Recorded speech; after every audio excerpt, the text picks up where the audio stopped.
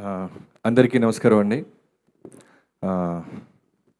జనరల్గా టైం బాగుంటే హీరోలు అవుతారు అంటుంటారు బయట కొంతమంది. కానీ టైమింగ్ బాగుండి హీరో అయినోడు నవీన్ పోలిశెట్టి. అంటే ఎంత టైమింగ్ అంటే నాకు తెలిసి ఓ 1 ఇయర్ బ్యాక్ రెగ్యులర్గా మాట్లాడుతుంటాను నవీన్తో నేను. యాక్సిడెంట్ అయింది మనోడికి, అందరికీ తెలుసో తెలీదో, సాలిడ్ యాక్సిడెంట్. చెయ్యి కాలు ఎక్కడెక్కడ విరిగిపోయినాయి. తర్వాత కటసీగా మాట్లాడుతుంటే అన్న ఇరిగిపోయింది పక్కన పెడితే ముందు రైటర్స్ కావాలన్నా నాకు రికార్డ్స్ తీయడానికి అంటున్నాడు.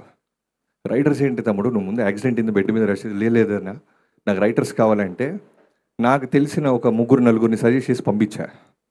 మళ్ళీ ఫోన్ చేశాడు, అన్న సరిపోవట్లేదన్నా ఇంకెవరో కావాలని.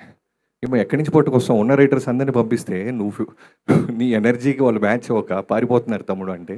అలా తనే కూర్చొని తనే ఒక కథ పట్టుకొని ఒక బ్యూటిఫుల్ టీమ్ని ఆర్గనైజ్ చేసుకొని ఇలాంటి సినిమా ఒక బ్లాక్ బస్టర్ కొట్టడం అనేది సామాన్యమే కాదు.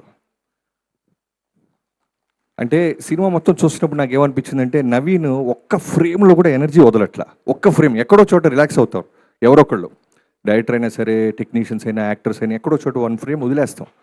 వదలట్లేదు అతను. నమ్మి నమ్మి నమ్మి నమ్మి నమ్మి ఎనర్జీతో బౌన్స్ అవుతానే ఉన్నాడు. బౌన్స్ అంత నవ్వుతూ చేస్తున్నాడు కదా, లోపల ఎంత లాభం ఉందో నాకు అర్థమవుతుంది.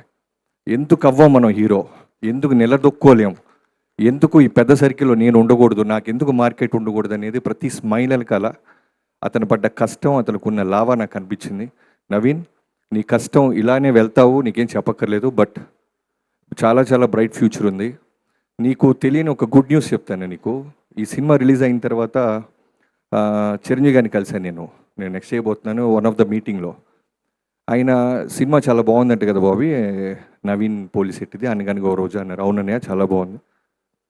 ఎంత ఎనర్జీ ఉంటుంది అబ్బాయికి, ఇప్పుడు వస్తున్న జనరేషన్స్లో నాకు బాగా నచ్చిన హీరో నవీన్ అని చెప్పాడు.